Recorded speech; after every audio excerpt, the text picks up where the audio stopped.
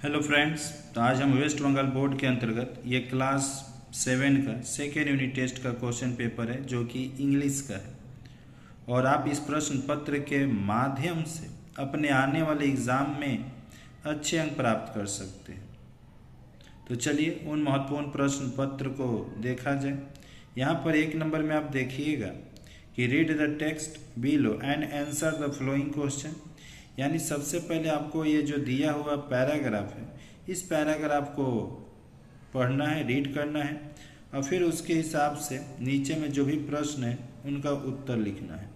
पहला है, ये जो चैप्टर है आपका अंकल पोजर वाला से रिलेटेड ये कुछ मतलब एक पैराग्राफ है।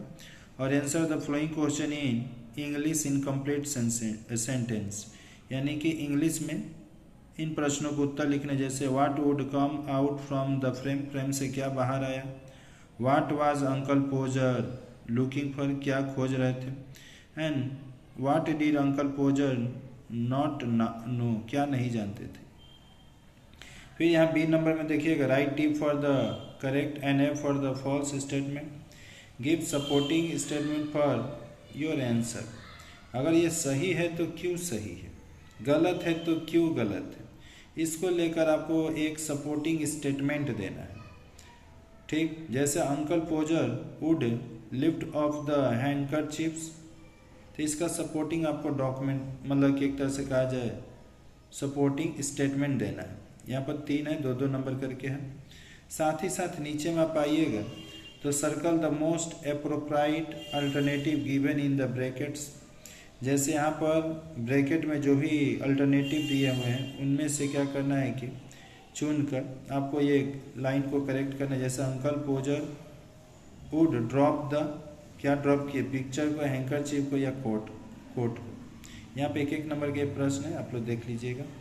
साथ ही साथ ये नीचे में read the text below and answer the flowing question. यहाँ पर आपको क्या देखने को मिल रहा है कि ये अनसीन है और इस अनसीन के माध्यम से भी आपको नीचे के जो प्रश्न हैं उनको एक तरह से उसका आंसर देना है। Answer the following question in English in complete sentence. और ये पीटी उषा के बारे में है। ठीक, जैसे what does the book concern, फिर why who is the very eager to know about the PT Usha, PT Usha के बारे में जानने के लिए कौन उत्सुक है। साथ ही साथ आप यहाँ आइएगा तो देखिएगा सी नंबर में give the most appropriate alternative given in the brackets. यहाँ पर भी फिर अल्टरनेटिव वाला आ गया आपका। 3 ऑप्शन दिए हुए हैं, इनमें से आपको एक चूज करके अपने इस लाइन को कंप्लीट कर लेना है। In the book there is the chapter 1 on the performance life या works of the PT Usha. फिर यहाँ देखिए ये ग्रामर अब शुरू हो रहा है आपका। Fill in the blanks with antonyms of the word given in the brackets. ठीक, यहाँ पर आपको जो भी ब्रैकेट में वर्ड दिए गए हैं उनका एंटोनिम्स लिखना, अपोजिट वर्ड लिखना। जैसे वाइट का ब्लैक, अर्ली का लेट, वार्म का कोल्ड, ऐसे है। फिर complete the sentence with the adjective in the proper degree. यहाँ पर आपको डिग्री करना है ओल्ड का। यहाँ पर देख लीजिए Ram is the old then Shyam, तो ओल्डर हो जाएगा, 2 जन का बात है, ऐसे ही।